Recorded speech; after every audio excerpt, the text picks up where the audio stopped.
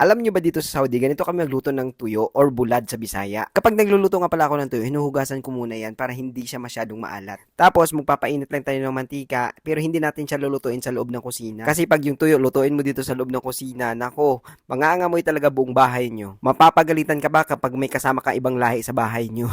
Kaya yung ginagawa namin, pero halos ng mga nasa bahay nagtatrabaho, nako, ganito din ginagawa pag gusto nilang kumain ng tuyo. Kapag uminit na yung mantika, daladala mo yung kawali, tapos doon ka na sa labas magpiprito. Siyempre, para yung amoy ay nasa labas lang at hindi sa loob ng bahay.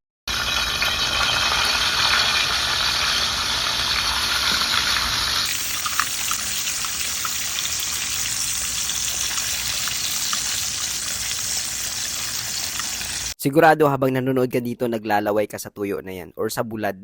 And tara, mga unta. Once again, this is Nonay Kevin, na lagi may iwan ng isang kasibihan, hindi pare-pareho ang buhay, may saya at lumbay. Kaya kailangan mong maging matibay. Bye-bye! God bless everyone.